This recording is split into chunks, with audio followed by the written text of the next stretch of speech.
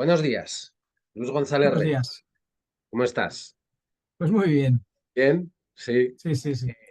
Bueno, este es el último vídeo que vamos a grabar para las jornadas de apoyo a Fraguas, jornadas sobre decrecimiento. Y bueno, voy a hacer una mini presentación tuya. Luis González Reyes, doctor en Ciencias Químicas y socio de la cooperativa Garúa, desde su fundación, donde se centra en la formación en ecologismo, economía y pedagogía. Colaborador habitual de varias universidades y de centros de formación.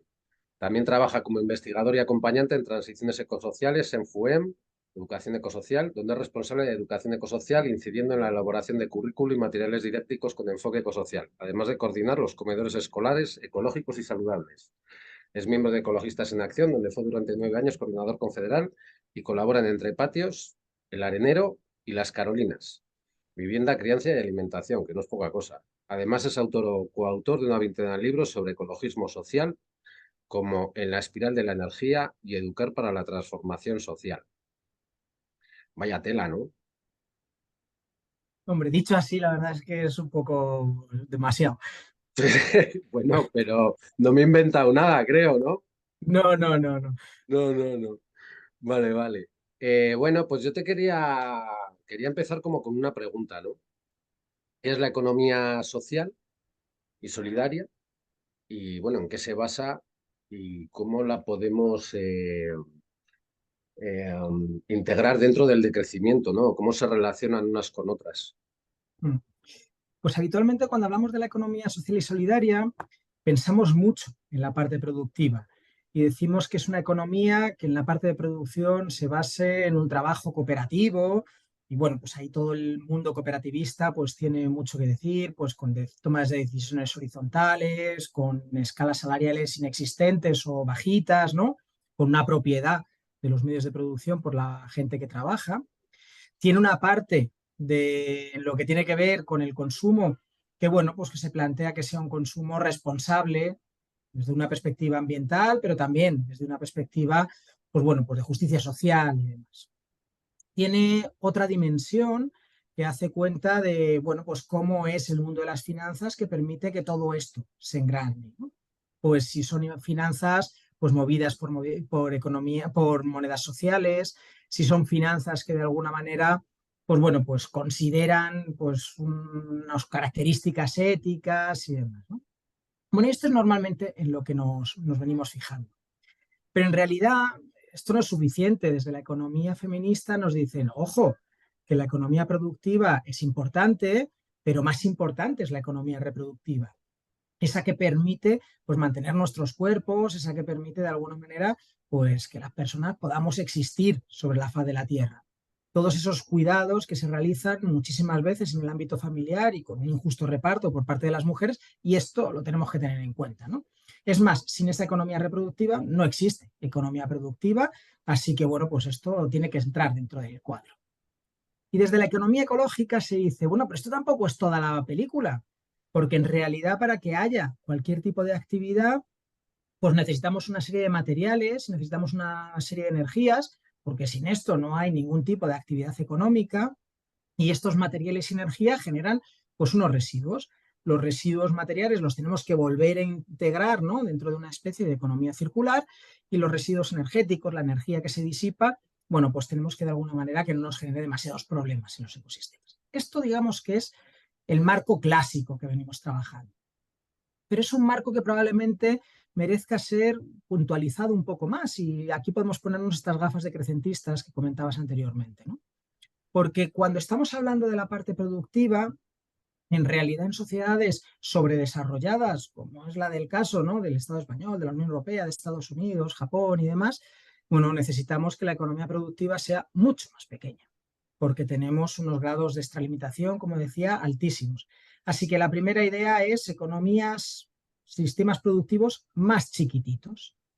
El segundo elemento es que cuando decimos, bueno, vamos a este trabajo cooperativo, ¿no? Lo que decía antes, ¿no? Toma de decisiones democráticas, control de los medios de producción por las personas que trabajan, pues inexistencia de relaciones, escalas salariales, ¿no? Y por lo tanto reparto de la riqueza. Bueno, todo esto es importante, pero no es suficiente. Yo, decías en la presentación, ¿no? Trabajo en una cooperativa. En la cooperativa, por ejemplo, decidimos en asamblea democráticamente qué sueldos nos ponemos. O más bien, creemos que decidimos qué sueldos nos ponemos, porque en realidad cuando lo que vendemos en el mercado pues tiene una alta demanda, somos competitivas o competitivos, pues bueno, pues nos podemos decir que nos vamos a subir democráticamente el sueldo. Pero cuando lo que producimos pues no tiene demandas en el mercado, no tiene tirón, pues democráticamente decidimos bajarnos el sueldo pues para poder mantener nuestra actividad, ¿no? De manera que realmente cuando hablamos de democracia económica tenemos que hablar de autonomía económica. Y hablar de autonomía económica es ser capaces de satisfacer nuestras necesidades sin recurrir al mercado, sin tener que vender nuestra fuerza de trabajo. Es decir, pues conseguir producir nuestra energía, conseguir producir nuestros alimentos, conseguir pues ser autogestionados en el transporte y en tantas otras cosas. Así que más allá de pensar en el control de los medios de producción, que indudablemente es una cosa fundamental, ¿no? Y que es uno de los elementos claves del cooperativismo, necesitamos pensar en construir esa autonomía económica. Y esto es un elemento determinante. Siguiendo con esta mirada de complejizar un poco más el panorama, cuando decía la economía feminista, no, tenemos que mirar estos cuidados. Bueno, es que en realidad ya hoy estos cuidados son más horas de trabajo los que dedicamos a ellos que los que dedicamos a la economía productiva, en el conjunto de la economía española. Si miramos la cantidad de horas que trabajamos las personas, trabajamos más horas, y sobre todo las mujeres, a estas labores de cuidados que a lo que tenía que ver con la economía productiva. Pero esto tendría que aumentar aún más. En economías pensadas en la satisfacción de las necesidades de las personas y no en las necesidades del capital, lo que tenemos que hacer es que, bueno, pues estas labores de cuidados no solamente las repartamos entre los géneros, sino que además pues tengan un papel mayor. Un papel que no solamente sería de cuidados hacia las personas, sino cuidados también hacia los ecosistemas, porque en situaciones como las que estamos, de profunda extralimitación, de deslocamiento, pues de los órdenes, ¿no? Y de los equilibrios dinámicos que hay en la vida, bueno, pues necesitamos ayudar a que esto se sane, ¿no? Así que esto sería como una última mirada también y una vuelta de hoja a esta mirada feminista. Y podríamos darle una última complejidad más, y es que decía antes, con esta mirada de la economía ecológica vamos a intentar cerrar los ciclos de la materia. Pero claro, cerrar los ciclos de la materia es mucho más fácil de decir que de hacer.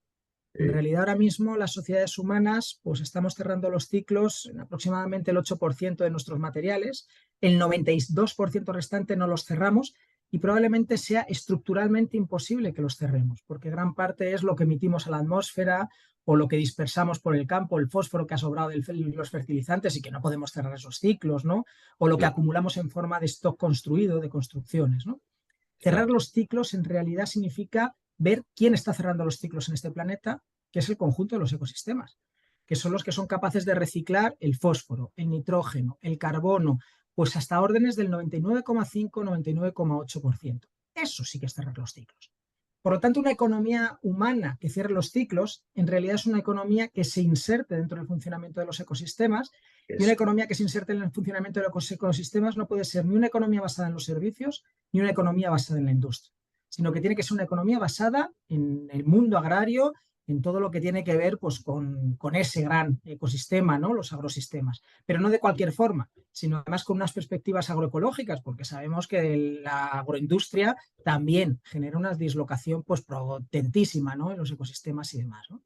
Así que de esto iría un poco la economía social y solidaria, pues con una mirada feminista, con una mirada ecológica y también con esas gafas de crecentistas. Claro, hay dos cosas que a mí me resuenan mucho por cómo funciono yo, porque yo estoy muy especializado en la producción alimentaria, no en la agroecología. Entonces, la primera es, hablabas de economías pequeñas. Yo siempre digo que una explotación, llamémoslo de otra manera, ¿no? Pero lo que se denomina como explotación agraria o ganadera es mucho más eficiente, incluso rentable monetariamente, si no se pasa de un cierto tamaño. Hay un límite en el tamaño en el que ya estás del otro lado, ¿no? Intensividad, mecanización, máquinas, busca intermediario porque no puedes vender todo tú solo. Y hay un límite muy fino, el tamaño es muy importante. Y la otra es lo que decías. Cuando pones una producción alimentaria, tú te integras en el territorio en el que estás. No cambias el ecosistema para producir lo que a ti te apetezca. Que además lo que a ti te apetece, y ahora mismo estamos en el Monte de Venus, que es un proyecto feminista en un monte, en la Sarquía, en Málaga, y todo lo que tenemos alrededor a la vista hasta el horizonte son mangos, aguacates y olivar intensivo. No hay otra cosa, ¿eh? Literal. Somos aquí no sé, la aldea gala de Asterix y Obelix, ¿no? Pero literal. Entonces, esos dos puntos, integrarse en el ecosistema en el que estás, el que sea. Si es el desierto, es el desierto. Si es Suiza, es Suiza. Si es Jaén, es Jaén, ¿no? Y el otro, el tamaño. ¿Cómo influyen? ¿Cómo crees que las economías pequeñas, claro, cómo mide uno la escala, ¿no? ¿O ¿dónde está el límite de eso? Porque es complejo hacerlo en realidad. Mm. Empiezo por lo segundo y luego voy a lo primero. Claro, Una de las características de la agricultura industrial que ha roto con toda la agricultura campesina de miles de años es que no se adaptaba al territorio, sino que adaptaba al territorio. Tenía un aporte gigantesco de energía en forma de combustibles fósiles, porque son los combustibles fósiles los que permitían fabricar los pesticidas, los que permitían fabricar los abonos, la maquinaria, todo el proceso, pues luego de distribución, de, bueno, todo esto, ¿no? Tiene detrás unos combustibles fósiles brutales, pero también tiene un aporte mineral, pues el fósforo que se obtiene pues, a través de la minería de mineral de fosfato, ¿no? claro. De manera que pues, ecosistemas tan tremendamente diversos como los que existen sobre la faz de la Tierra, pues los convertían en ecosistemas homogéneos, en el que con un aporte gigantesco de energía, bueno, pues podías cultivar maíz en cualquier lugar, independientemente de las condiciones del suelo o de las condiciones climáticas, porque ya te encargabas tú de poner ahí lo que faltaba. O más bien, se encargaban los combustibles fósiles de que tú pudieses poner ahí lo que faltaba, ¿no? Claro. Claro, esto, bueno, pues ha podido realizarse durante un periodo pequeñísimo de la historia de la humanidad, ¿no? Apenas pues, 100 años, ¿no? Ni siquiera 100 años, ¿no? Y Si eso, empezamos, efectivamente, si vemos que la Revolución Verde empieza por los 50 y demás, ¿no? O sea, que ni eso es. siquiera eso, ¿no? Y a costa pues, de agotar acuíferos, de contaminarlos, de expoliar el suelo, de matarse la diversidad que, bueno, pues que te permitía que se tuviese la vida, ¿no? Y esto se ha acabado. Y se ha acabado por las buenas o por las malas. O sea, se ha acabado porque hagamos una transición, pues, o un aterrizaje medio ordenado, ¿no? O medio forzoso, pero con un poco de sentido, ¿no? O porque se va a acabar y ya está, ¿no? O sea, que relativamente cerca de ahí, ¿no? Pues lo que está pasando en el Mar Menor es como un indicador clarísimo, ¿no? De que este modelo no hay por dónde cogerlo por ningún sitio, ¿no? Y que en sí mismo se está desmoronando, ¿no? Así que tenemos que volver a pasar de este modelo homogeneizador a un modelo basado en la diversidad y la diversidad adaptada a las distintas condiciones edáficas del suelo, climáticas, ¿no? Pues de los entornos en los que nos encontramos y además entendiendo pues, los cambios que se están produciendo pues, a nivel climático y demás, y ecosistémico y tal. Y esto, adaptar a esta diversidad, en realidad tiene que ver con lo pequeño, son los dos elementos íntimamente ligados, ¿no? Pues porque esta adaptación requiere de la coexistencia con el resto de la vida y la coexistencia no se puede hacer con monocultivos, no hay coexistencia con monocultivos y esto nos lleva a tamaños pequeños. La adaptación nos habla de que necesitamos una diversidad grande de seres vivos ahí conviviendo para que todo esto funcione y esto nuevamente nos lleva a un tamaño más pequeñito, ¿no? No a grandes explotaciones y demás, ¿no? Pero si luego además queremos plantear pues unos puntos de vista de construcción de autonomía que decía anteriormente, construcción de autonomía requiere pues que tengas una capacidad, no en solitario, probablemente en colectividad, ¿no? De Mejor. autosatisfacer parte de tu alimentación, pero esto nuevamente nos lleva a escalas relativamente pequeñas, ¿no? No quiere decir que esto no pueda tener pues una mirada pues con otras redes, con otra gente, ¿no? Sino que más bien la forma de articular pues la satisfacción de necesidades de miles o de millones de personas no tiene que ver con crecer, crecer y crecer, sino con replicar modelos pues más en lo que podrían ser pues distintos núcleos interconectados, ¿no? Y en algunas cosas a lo mejor necesitamos unas escalas medias, ¿no?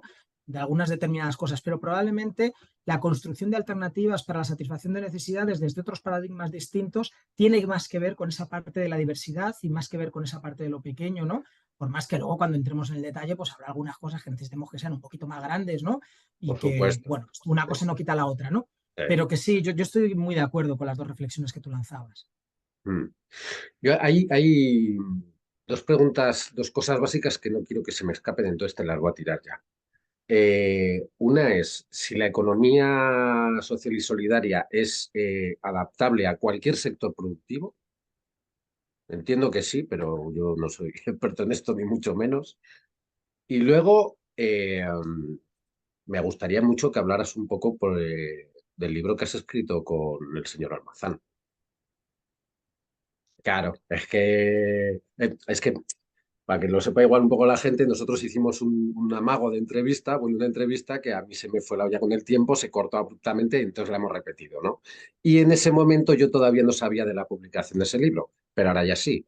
Entonces, te la vas a comer con papas.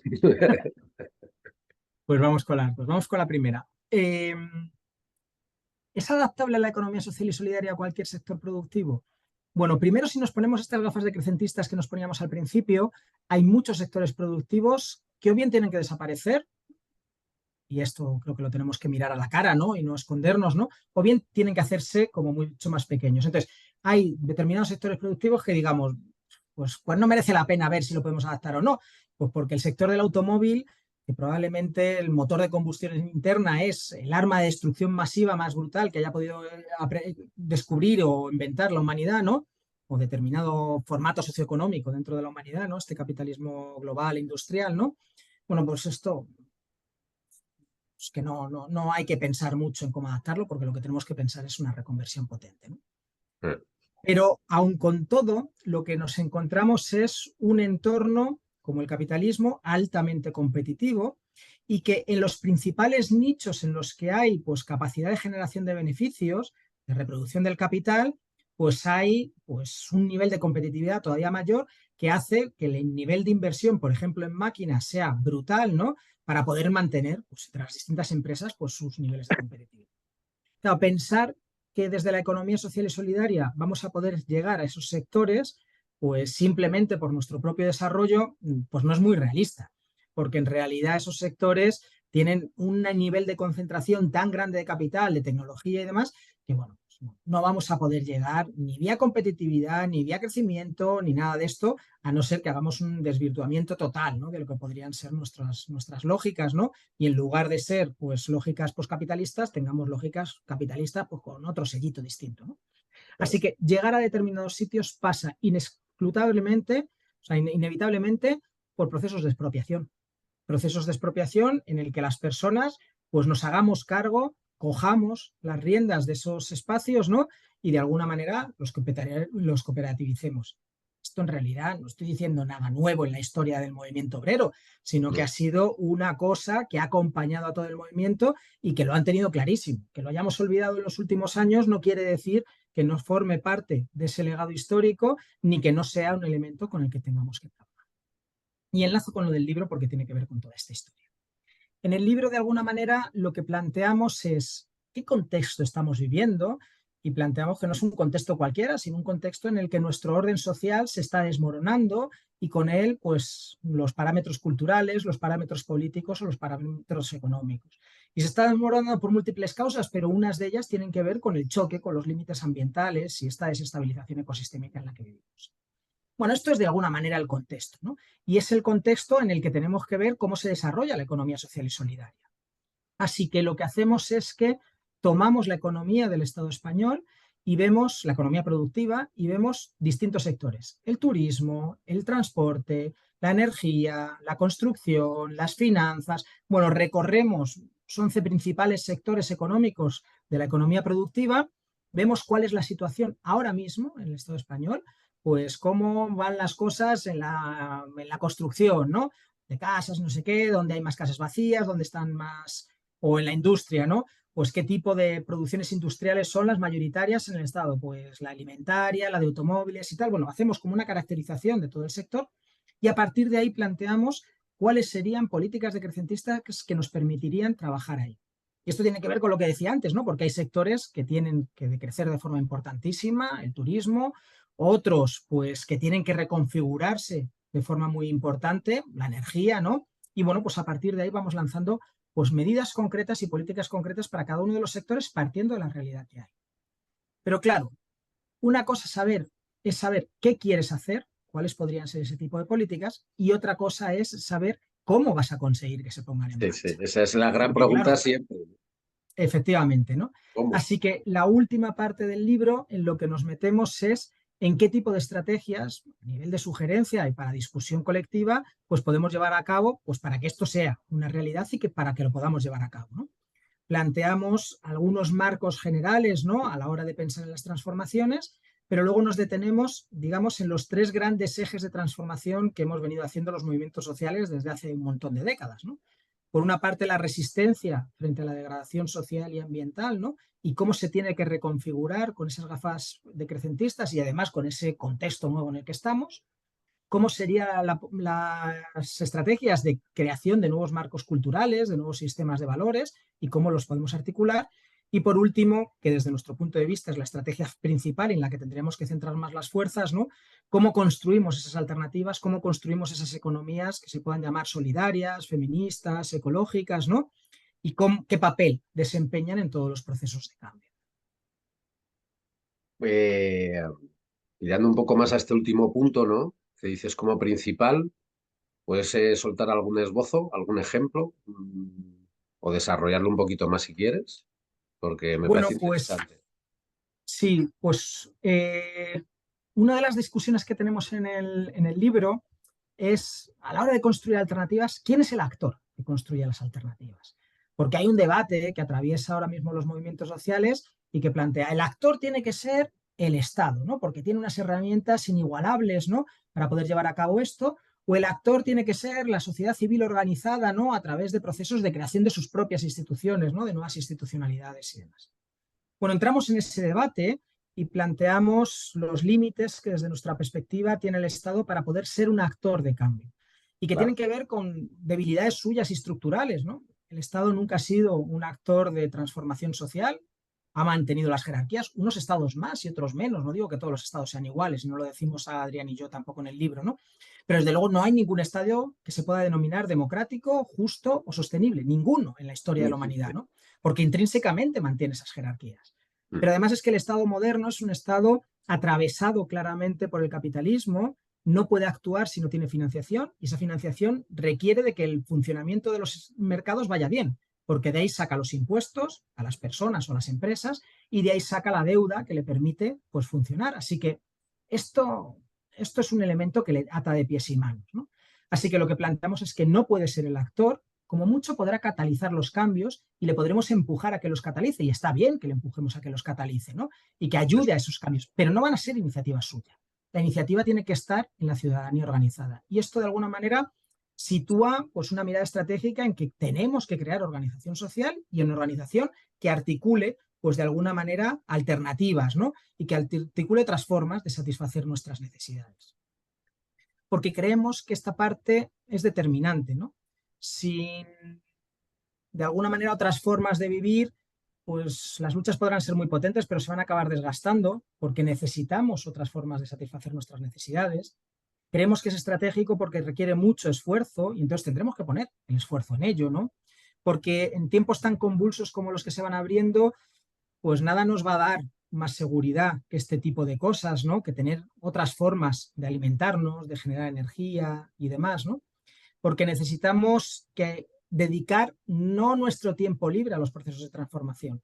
Necesitamos dedicar el grueso de nuestro tiempo, pues, activo, que no estemos durmiendo, que estemos descansando, ¿no?, en este tipo de transformaciones. Así que tenemos que dedicar el grueso de nuestra vida y esto tiene que ver con que tenemos que hacer que nuestras vidas no dependan y no estén al servicio de la reproducción del capital, sino que estén al servicio de la reproducción de la vida, ¿no? Y esto, pues, nuevamente lo hace como muy estratégico. Y a partir de ahí entramos en algunos elementos, pues, que tienen que cumplir, pues, algunas de estas estrategias y de alguna manera, pues, entramos incluso en indicadores, ¿no?, como para ir mirando si trabajamos con esto o no. Por ejemplo, trabajamos con qué indicadores tienen que tener, qué características tienen que tener los procesos económicos que pongamos en marcha para ser resilientes ante los escenarios que se están abriendo, para ser justos, porque claro, algo puede ser muy resiliente, puede aguantar muy bien, pero puede ser tremendamente injusto. Así que, bueno, pues mira, casi mejor que no hubiera sido tan resiliente, ¿no? Si lo Claro. que estás generando es resiliencia de algo que es injusto. Así que vemos algunas características, ¿no?, y damos un paquete de cosas con las que mirar, con las que evaluar estos proyectos, ¿no? Entramos, por ejemplo, en elementos como que las propuestas que hagamos, las construcciones que hagamos tienen que ser eficaces. Es decir, tienen que ser capaces de satisfacer necesidades reales, porque es que si no, pues de alguna manera no entramos en transformaciones reales. Y bueno, y apuntamos algunos elementos que permiten pues, a las organizaciones pues, ser más eficaces. Otra de las cosas que hablamos es que, claro, el proceso de construcción de alternativas es un proceso pues largo, costoso, no exento de conflictos, porque lo tienes que hacer con otras personas y las personas cuando nos juntamos, pues bueno, pues también tenemos nuestros conflictos, esto lo tienes que vivir, ¿no? Así que entramos en algunas características para poder sostener en el tiempo este tipo de procesos. Y una de ellas, sobre la que discutimos, es sobre la alegría. Es decir, los procesos de transformación social en los que nos involucremos tienen que darnos alegría, tienen que generarnos beneficios emocionales pues claros y patentes, pues porque va a haber momentos de amargura y va a haber momentos de frustración y va a haber momentos en los que perdamos la esperanza y necesitamos algo que nos sostenga en el tiempo. Y la alegría es una de esas cosas que nos sostienen en el tiempo. No es lo único, y entramos en algunos elementos más, ¿no? Pero esto tiene que formar parte de nuestras alternativas, de las construcciones que vayamos haciendo. Así que bueno, pues sobre estas cosas, pues reflexionamos, lanzamos ideas, pues a lo largo del libro, ¿no? Que tienen que ver con cómo construimos esas economías solidarias, ecológicas, feministas, de las que hablábamos antes. Fíjate que sobre todo lo referente a lo emocional, a la alegría, a la ilusión, a las tristezas, la gestión de las emociones, es algo que la última década, yo diría sobre todo, quizá más, ¿no? Pero te encuentras por todos los lados, ¿no? Gente que se dedica a sectores muy distintos, ¿no? Y es lo que dices tú, los proyectos de comunidad, los colectivos, tienes que tener una alegría, una ilusión, algo que te permita estar a gusto con lo que estás haciendo, ¿no? Porque los problemas van a llegar sí o sí. O sea, esos los pillas seguro. Entonces, como meterle drama al drama, pues igual ya como demasiado, ¿no? Y ahí en la parte de gestión emocional hay un montón de gente haciendo ya este tipo de cosas, ¿no? Y creo que es importante en los colectivos. Yo hay una última pregunta que te quería hacer y es, yo vengo de, mis padres eran sindicalistas, bueno, movimientos sociales, pues más o menos dentro he estado desde, los he visto desde pequeño, ¿no? Vengo del País Vasco, los años 60, los movimientos cooperativos, bueno, de lo que eran a lo que son ahora, jajajaja, Hmm. pero bueno, era una referencia, ¿no? En ese momento. Eh, los movimientos sociales, para construir nuevos modelos de vida, se necesita tiempo y trabajo y comunidad y objetivos comunes, pero sobre todo tiempo. En la sociedad de la velocidad, que le llamo yo siempre, eso a veces es complicado, ¿no? Es clarísimamente complicado. Y por eso, una de las apuestas con las que planteamos es necesitamos que el grueso de nuestro tiempo, ese que hacemos entre que nos levantamos y la media tarde, ¿no? Que dedicamos normalmente pues a trabajar en una empresa, en un trabajo que normalmente no le vemos sentido, que si lo Mm. miramos desde una perspectiva más macro, pues además incluso puede estar generando destrucción ambiental y social y demás, ¿no? Eso, ese tiempo tan valioso en nuestra vida, que además va en los años, digamos, que más capacidades tenemos como personas, ¿no? Pues entre los veintitantos y los sesenta y tantos, ¿no? Ese Eso es. grueso de nuestra vida no lo podemos dedicar a esto. Lo tenemos que dedicar a cosas que tengan sentido para nuestras vidas, sentido para las sociedades y sentido para el conjunto de la vida, ¿no? Así que necesitamos recuperar ese tiempo y recuperarlo para lo que de verdad importa. Y por eso también es muy importante esa parte de construcción de alternativas, ¿no? Que dediquemos el tiempo a trabajar en cooperativas, que dediquemos el tiempo a trabajar en proyectos agroecológicos, que dediquemos el tiempo a trabajar, bueno, en tantas cosas que poco a poco se van abriendo paso, ¿no? Y que son costosas, complicadas, que requieren no solamente mucho trabajo, mucho tiempo, sino también muchos conocimientos que tenemos que ir adquiriendo sobre la marcha, ¿no? Y que, bueno, pues a la vez son fundamentales y sin eso no va a haber cambio y además eso no nos lo va a hacer nadie por nosotros. Esto es algo que tendremos que construir, pues cada cual con sus comunidades, con la gente con la que se vaya juntando, porque, repito, no lo va a hacer nadie, ¿no? Desde luego no nos lo va a hacer el Estado, ¿no? No nos lo van a hacer las empresas privadas y bueno, pues lo tendremos que hacer entonces, ¿no? Y de alguna manera hacernos cargos de nuestras vidas, que en realidad es un proceso muy bonito, ¿no? En el que Sí. yo decido cómo quiero vivir, con quién quiero vivir, cómo quiero articularlo, ¿no? Y qué más bello que esto, ¿no? Y qué más libre que tomar esas decisiones que son las decisiones de verdad, ¿no? No la Claro. decisión si me puedo tomar una cerveza en un bar abierto, no, ¿no? Claro, es que si te quieres acercar un poco a la libertad, si es que eso existiera como concepto así tremendo, pero si quieres acercarte ahí, esa es la manera, ¿no? Autogestionar, sobre todo, ¿para qué utilizas tu tiempo? Es que yo lo más importante que tengo en la vida es el tiempo. A lo Claro. que más valor le doy es a mi tiempo. Esto no lo vamos a poder hacer de la noche a la mañana, no vamos a poder decir, pues hoy dependo totalmente del mercado y mañana soy totalmente autónoma. No, esto no se puede hacer así, ¿no? Mm. Requiere un proceso en el que, bueno, pues nos vamos a mover en los grises todo el rato, ¿no?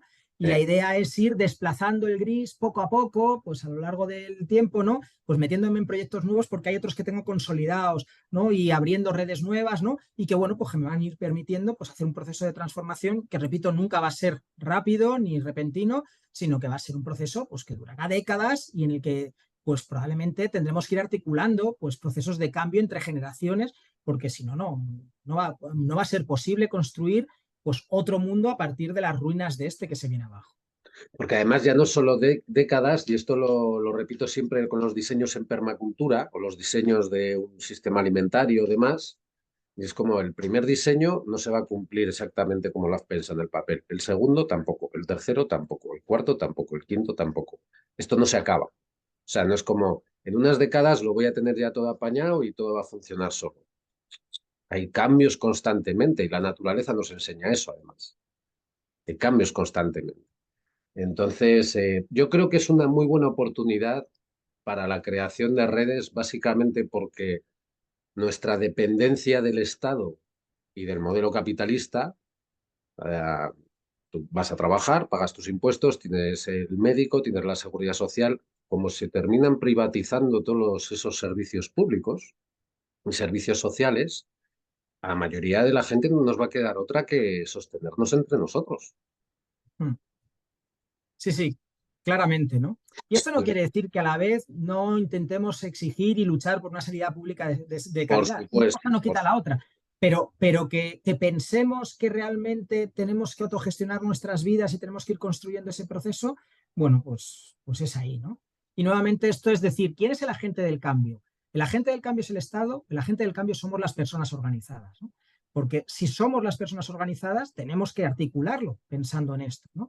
Y supuesto. esta es, pues bueno, por alguna manera, una de las reflexiones que planteamos ahí Adrián y yo. Sí. Sí, Yayo Herrero hablaba también de los movimientos sociales. Bueno, Yayo que participáis en FUGEM, ¿no? Los dos, me parece, ¿no? Sí, ella está como patrona y yo estoy pues ahí trabajando en temas de educación ecosocial. Vale, Sí, vale. sí. Bueno, pues por mí está bien. Y así no Bueno, cortamos abruptamente otra vez. por mí también. Yo muchísimas gracias por este ratito, ¿no? No, Muchísimas gracias por esta a ti, oportunidad y de hablar, ¿no? sí, Y bueno, y además por la iniciativa. Yo creo que el proyecto de Fraguas es un proyecto absolutamente central, ¿no? Este tipo de revivir los espacios muertos en el ámbito rural, bueno, muertos como seres humanos, que luego hay sí, toda sí. otra serie de seres vivos ahí, ¿no? Creo que es absolutamente determinante y resistir, pues es algo en el que nos va todo el mundo, ¿no? Así que yo creo que esta iniciativa y en general todo el proceso de recuperación pues de los espacios rurales, creo que es probablemente de los elementos más importantes que podemos hacer pues para transformar los entornos en los que nos estamos moviendo. Claro, a veces es jodido abrir brechas, ser el primero, porque normalmente es como si van a la guerra, ¿no? Y los que cuando se combatía antes cuerpo a cuerpo, los de la primera línea dicen, bueno, yo no sé si voy a volver a casa, ¿no? Sí, Entonces, eso tiene consecuencias, pero claro, hay que poner valentía para eso, ¿no?